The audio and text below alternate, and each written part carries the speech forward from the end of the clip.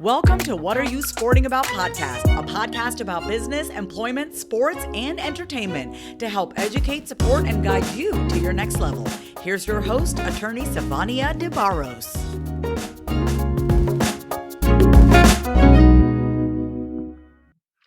Hey guys, it's Sivonnia DeBarros, protector of athletes, and today I have Jori on the phone. Hi, Jori.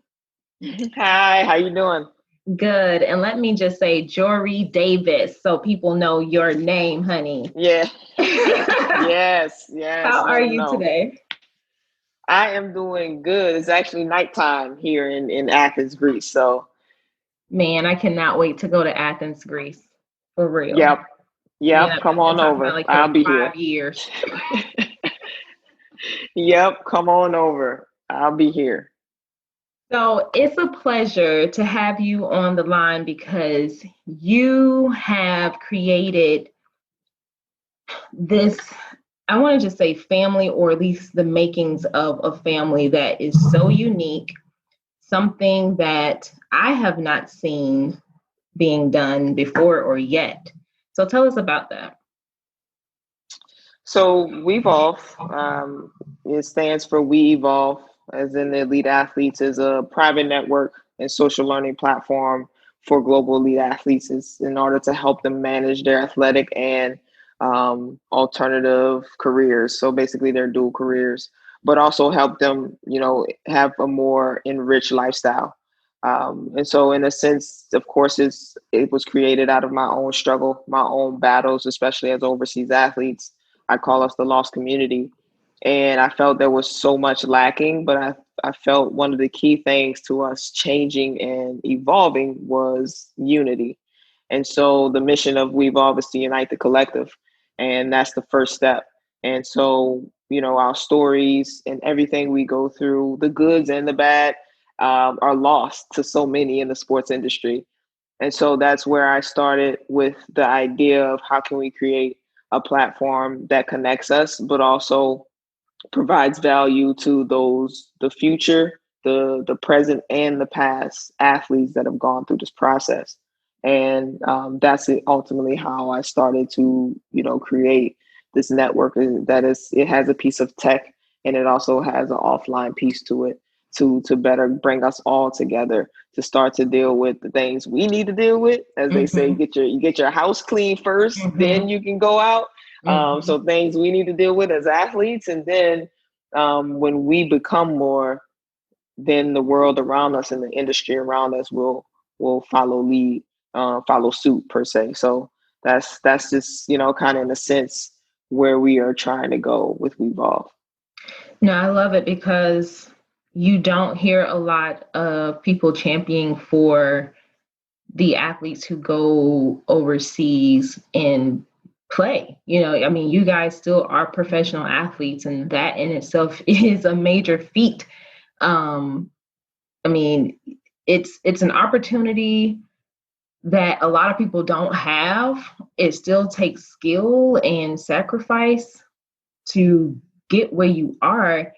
And unfortunately, like you said, it is a lost community. It puts me in the mind of college athletes who don't go to an NCAA school. They're forgotten about, or the resources aren't technically there the way that they would be for a D1 NCAA school. So I really, truly feel like what you're creating with WeVolv is necessary, and it's going to change a lot of people's lives. One thing I've noticed, though, or let me just back up for a second, because an athlete who right now is in college hoping for a future to play pro, and someone who's never gone anywhere. When I say gone anywhere, gone outside of the country. What are the challenges, or did you face any challenges traveling abroad to do something that you love and that you're passionate about? Yeah, so it's definitely a struggle. For one, you have to have an open mind, and that's something that you're not just born with it. Of course, some people are a little bit more free spirited, but you have to open your mind because it's going to be different. It's going to be a totally different culture. And when I say that, it's not just, everyone loves to say totally different culture. And I love to say, well, what does that mean? So for example, you might be used to your coach, especially if you're the best player, talking with you and maybe allowing you to be a leader. And maybe if you go to certain European countries and you have a male coach and you're a woman, that's going to be different. You know, if you come in a certain way, that might be perceived in the wrong way to that European or that person in that particular country. And that's when the mental struggles start to happen, when those types of things get shut down, or when your teammates already have a misconception about you as an American coming over. You know, that's where it starts to be a struggle. It's not just the general stuff like, hey, I'm going to Italy and they like smaller cars.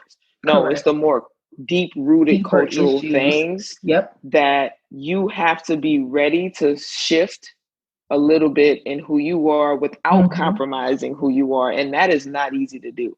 And for me, I left New Orleans and went to England when I was in high school and then went to Rochester. So I'd already been, had some help and some experience with going into totally different cultures from where I was born and raised before even going into this journey. So I had some experience compared to other individuals.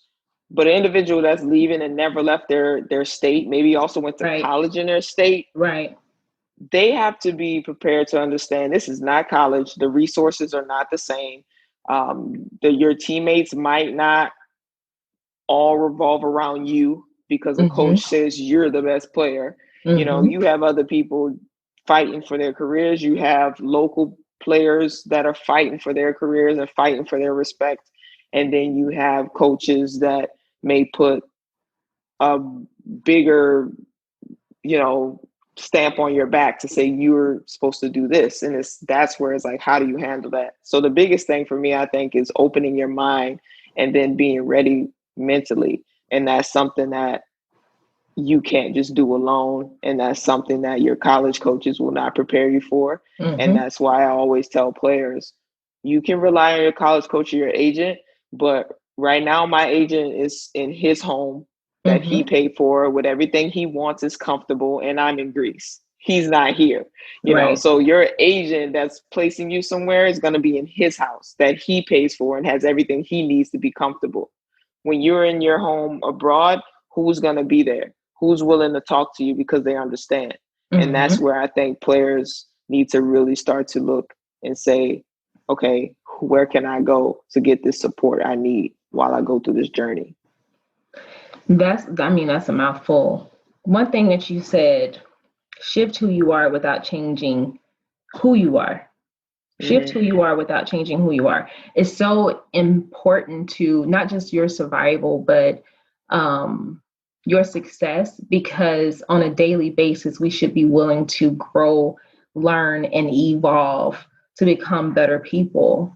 And so if you are thinking of going abroad, or you've never thought about it, find a way to, even if you can't go abroad right now because of resources, pick up books and learn something new about a different country. Try and learn a different language. Because one thing you also said was too, you're gonna come across people who don't think you're great just because you're American. Right.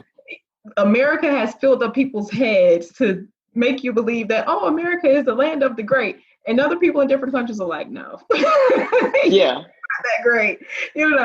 So, and I also think it may be a benefit if you do know that you're going to go to another country, try and learn a little bit of that language so that you can show that you're trying to understand the new culture that you're coming into. And I think that may also help the transition of an athlete a lot better than you just coming in with this mentality of I'm the best, everyone needs to listen to me, and that's just how it's going to go, because it really won't.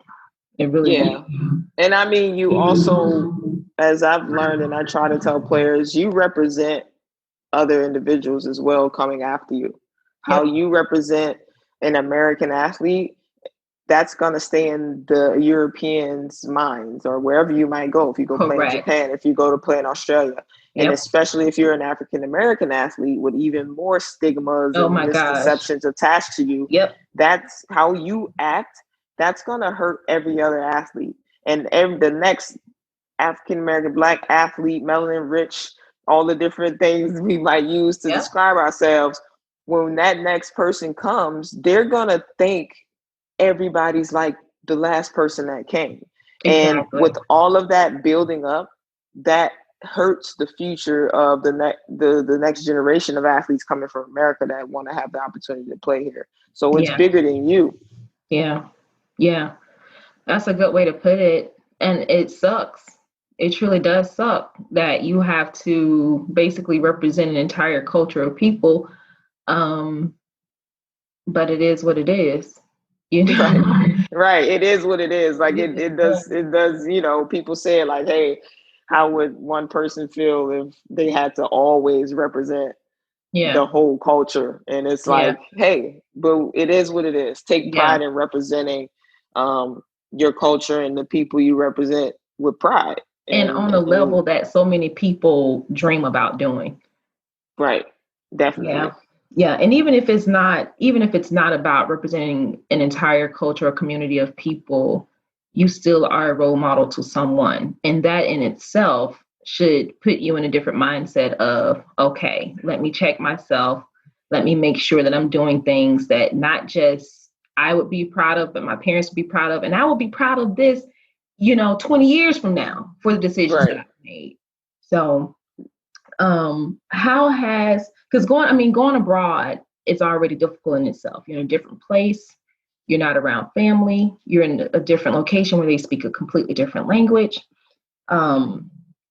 How has or hasn't it, the role of mentorship impacted your ability to be successful abroad?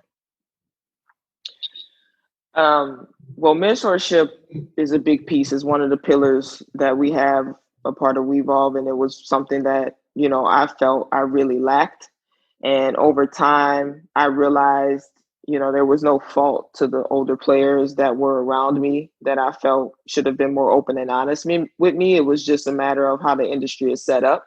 Mm-hmm. And some people they're not just built to break the mold. They're not built to step outside of the norm. They were in the rat race as well, trying to survive and keep their careers and hold on to information that they felt would help them stay afloat to some extent. And I just felt that in some cases, like maybe it helped because the mistakes I made and the lessons I learned got me to where I am.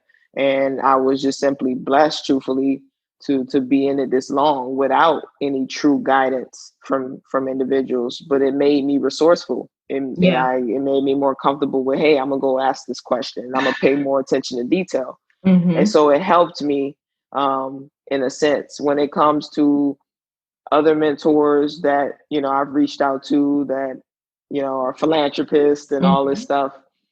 That made me realize they were not looking for Jori Davis. They were looking for the Maya Moores. They were looking for the Notre Dame stars and Skylar Diggins of who they wanted to be mentors for. They weren't looking for me. But also in a sense that helps me off as well, because I knew there was a market that people didn't pay attention to. And I know now as things come up, those people will gravitate that way just because of, it's business and it's a new market. But I felt there was a big need, and the individuals like a Jori Davis overseas that rightfully so, I have done great things. I have, led leagues in scoring, and there's other players that have done the same. But we're just, as I said, a lost community. And so that led to me being so passionate about our community over here. And that, ultimately continues to burn that fire that keeps me going to build what I want to ultimately build. So in a sense, as they say, God makes no mistakes. And I think it was all a part of the grand plan. But I think mentorship is very important. When you look at anyone, Kobe had Jordan. Everybody pins them against each other, but Jordan was constantly on the phone with Kobe. Yeah. When you look at Kyrie Irving, who had a father that played in the NBA, there's no question why he's successful. You had the Curry brothers, their father played in the NBA. Yep. That's a mentor. You look at these individuals that had fathers that played in NBA and now they're successful. That's mentorship. That is mentorship. That's not genetics. Part of it is genetics, but it's mentorship on how to navigate that world. It shows that mentorship is key in all worlds. I mean, that's why you have all these different individuals in consulting and mentorship. It's important. And so I feel strongly about that. And I believe some information as well should not come at a price. Yes. You know, that's the other thing. Some information that, you know, I have paid a major price, especially as I transition into entrepreneur world. And then I realized like that was not worth that price point. Once I learned it on my own, or I found that there was another resource. So it's also validating that mentorship and validating the information that will be given to a player. And I just think it's key. Mentorship, those that have mentorship, they show that they become more successful. And I think that's just overall very important. You know, we have one thing in common, because for a long time, as I was coming up, there were times where I felt like I didn't have a mentor. People really didn't care much about me. That's how I felt. But when I look back over those time frames, I started realizing who were mentors in my life, and I didn't even know they were mentors, because we look at the label of mentorship as someone who has been basically appointed to us to actually just mentor us. The one thing that I talk about in What Are You Sporting About, the book, is making sure you also find a qualified mentor, because you can find a mentor, but they may not be qualified to actually support you and educate you in the way that you need. And sometimes our peers can end up being mentors when we least expect it. So just even you figuring out and finding ways to literally just pick up the ball and do whatever you got to do, you know, those people along the way, it may not have been a long-term relationship, but whoever you connected with and talked to, they provided some key factors of mentorship to help you stay on board and in line. And then, of course, just your own ingenuity and perseverance and tenacity, which is what I feel like a lot of people are lacking, because it can mentally mess you up if you feel like everywhere you look, no one is there for me, but they're there for the top pick or whatever. And you're like, well, hold on, I'm pro too though. You know, I'm trying to do good things too, you know? So even with that experience and not finding a qualified mentor that you believe should have stepped in for you, you have now developed yourself into a mentor for other people. And sometimes that's what it's all about. You know, we may be the first ones to do something, but just because we're the first ones doesn't mean that other people coming along has to also be the first ones also. So right.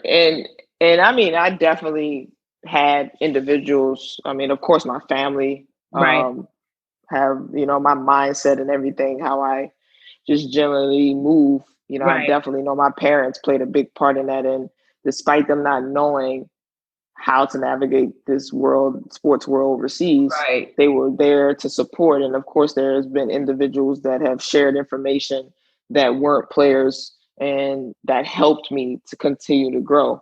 But, you know, when it comes to, as you said, that the typical idea of what your mentor should be, sometimes you have to let that go and look to the left and right of you, and go from there. But, you know, it's just something that, as we said before, it's life. And sometimes your journey has to be the way it's been in order to push you to what's the next step.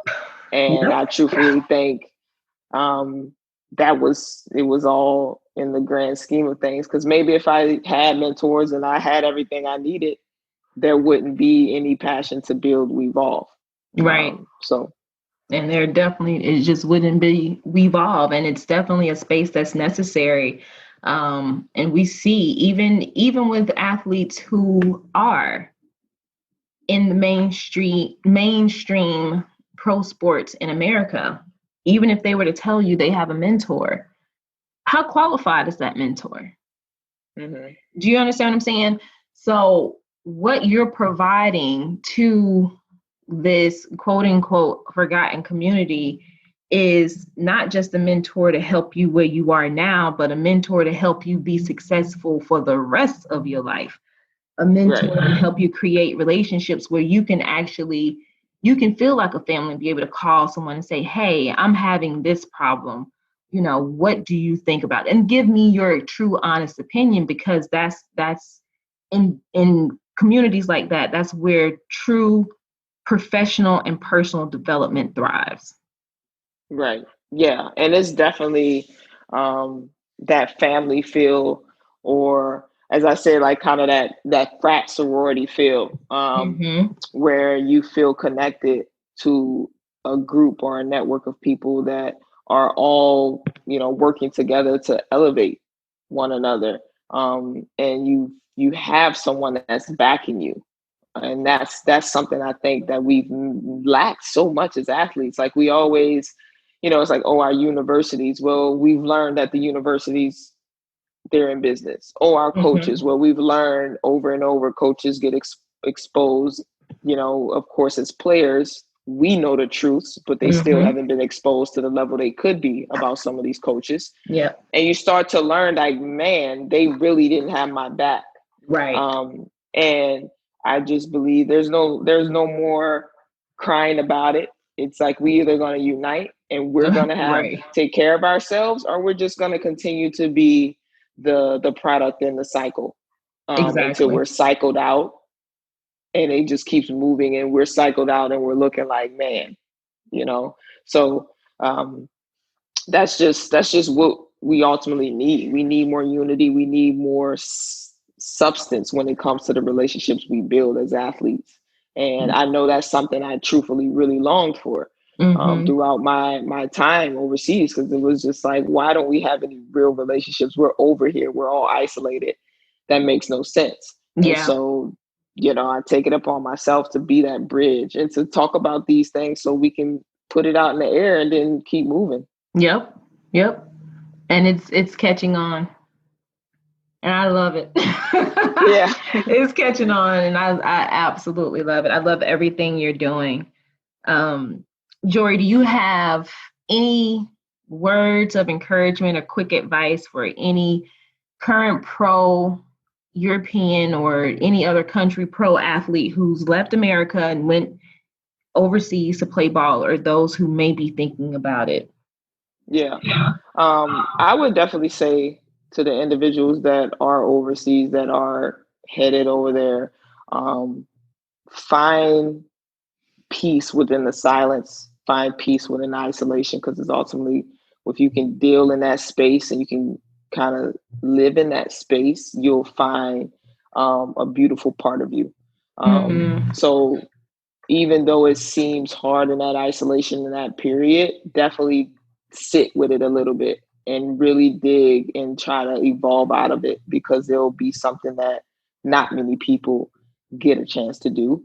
I would say step outside your comfort zone as much as possible, and don't be afraid to pull someone with you to do it, especially an athlete that's over there, because you don't know how much that's going to mean to them. You don't know how much that athlete that's sitting in their room really needs your hand to pull them out. So definitely step outside your comfort zone and bring somebody with you. And then the next thing I would say is don't get caught up in the ball or football or whatever is life, because this opportunity to be immersed in different cultures and be around a whole different group and culture is amazing, and it also would lead to major growth in who you are as a person if you embrace it. So embrace that change, and if you can do all three of those things, I believe despite sport, whatever happens with that, you're going to always if it's 1 year, 2 year, or up to 10 years, you're going to really look back on that experience and say, I'm glad I did it. Beautiful. And how can people connect with you through WeVolv? So you can follow us at www.wevolv.net. That's We Evolve, but with the E missing. So that creates WeVolv. And you can follow us on IG at WeVolv Society. We're also on Twitter, WeVolv Society. You can follow me, Jori Davis 32 on IG, and I am Jori Davis on Twitter. Those are the main places you can find us for now. And then just keep an eye out as we continue to gear up to do our first soft launch of some of the things we're trying to do to build the community. Thank you so much, Jori. It was such a pleasure to have you. And I know that with WeVolv, you are about to change a lot of lives, and I'm proud of that. Oh, yeah, I hope so. I hope it's a great journey and we continue to unite everyone and bring all the good souls, the people that really want to do some work. Yes. And help the collective together, bring us all together. Absolutely. Well, thank you so much. And it was a pleasure. Thank you as well. Have a good one. You too. Bye-bye. Thanks for joining us this week on What Are You Sporting About podcast. Make sure to visit our website, prosportlawyer.com, where you can subscribe to the show in iTunes, Stitcher, or whatever your favorite platform is, so you'll never miss a show. And while you're at it, if you found value in the show, we'd appreciate a rating on iTunes or iHeartRadio. Or if you'd simply tell a friend about the show, that would help us out too. If you like the show, you might want to check out our book, What Are You Sporting About? Attorney Sivonnia DeBarros is available for private consulting at sldebarros.com. And remember, we're here to educate, support, and guide you in your journey to success, because we're all sporting about something.